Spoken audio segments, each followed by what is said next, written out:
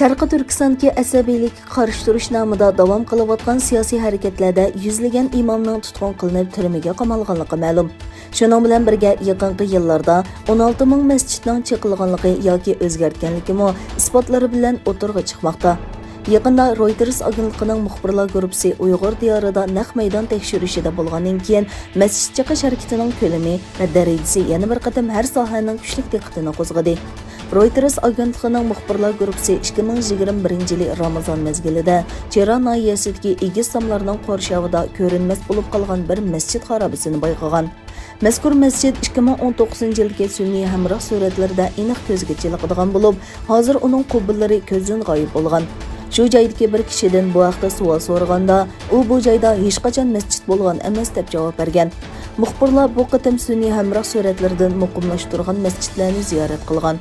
Bu jarayonda Xotan, Sanji qatorliq joylardagi saqlab qilingan masjidlarning qubbillarining yo'qligini, masjidlarning osma panuslar va Xitoy bayroqlari bilan to'lganligini, shuningdek masjidlardagi turli tizimlash tadbirlarini ko'rgan.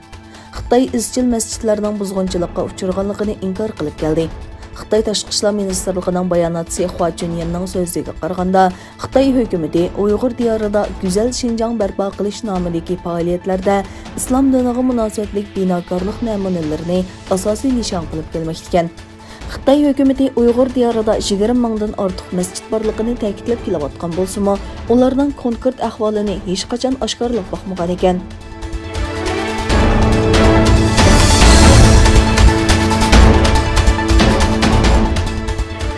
Fransiya Xalqaro radiosining xabariga qaraganda, Qozog'iston prezidenti Qosim To'qayev 13 may yangi farmon imzolab, dehqonchilik yerlarining chet elliklarga sotilishini cheklagan. Qozog'iston hukumati Xitoy bilan izchil yaxshi munosabatni saqlab kelgan hamda Xitoyning bir balvoq bir yo'l savdo planidagi muhim sherik bo'lgan. Ammo Qozog'istondagi o'qituvchilar yiqilg'u va qazilma boyliqlarga ega Qozog'istonning oxirida Xitoyga beqinib kelishidan ansiraydi. Shuningdek boshqa Xitoyning Sharqi Turkistonda Uyg'ur, Qozoq va boshqa millatlarga qaratgan besimi Qozog'iston xalqining g'azabini oshirdi. Qozog'iston o'qituvchi rahbarlari bu qarorni qarshi oldi hamda prezident To'qayevga tabrik xati yetkazish bilan bir vaqtda ularni Qozog'iston zaminini chet elliklarga setishni qayta o'ylashmaslik haqida ogohlantirdi va Qozog'istonda Xitoyning 56 mablag' selish turining yo'lga qo'yilishiga qarshi turganligini ta'kidladi.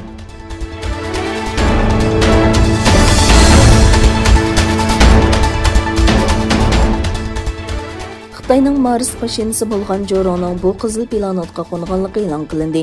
Amerika va Rossiyadan keyin Xitoy Marsga olam kemasi avatgan 3-davlat bo'lib qoldi. Xitoy davlatlik olam qatnashi idorasining xabar qilishicha, shanba kuni atiganda Joron nomli tekshirish asbobidan yiroq musobiqlik signal topshirib olingan bo'lib, qo'zg'atqich muvaffaqiyatli holda Marsga qo'ngan. Joronning ilgari aniqlangan Marsning janubidagi bir qavat lavoga qo'nganligi e'lon qilindi. Xitoy afsonalaridagi o't va urush ilohiy Joronning ismi bilan atalgan bu olam kemasi 2020 yil 7-oyda yo'lga chiqib, 7 oy ichida Marsga yetib kelgan. Orbitaga kirish uchun 3 oy vaqt ketgan ekan. Xitoy avatgan uchquchsiz olam kemasida kichik tipdagi avtomatik yer shakli asbobi bor ekan. Bu asbobning maqsadi Marsning yuzi va atmosferada ilmiy tadqiqot olib berish bo'lib, Marsda hayotlik izlarini izlashmi bor ekan.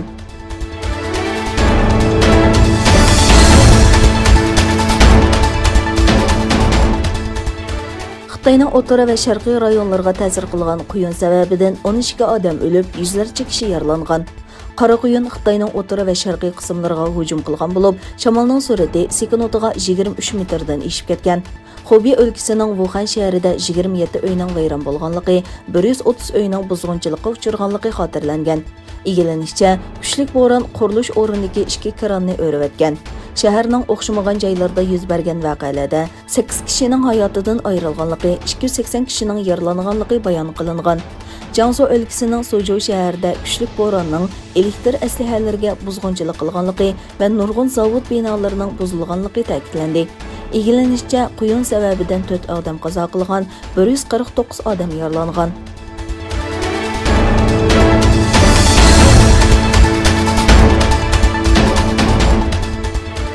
10 maydan boshlab qamal qilingan G'azza rayoniga qilingan hujumlarda 41 balani o'z ichiga olgan 145 falastinlik hayotidan ayrilgan bo'lib, Isroiliya bosh ministri Benyamin Netanyahu bu hujumlarning davomlashadiganligini bildirdi. Amerika prezidenti Joe Bidenning Isroiliyani qo'llaganligiga rahmat aytgan Netanyahu, Amerika Birlashma axborot agentligi va Qatar Al Jazeera kanalining ishxonalarini o'z ichiga olgan bir egiz binoning Hamas va boshqa Falastin qarshilik guruhlari tomonidan ishlatilganligini aytdi.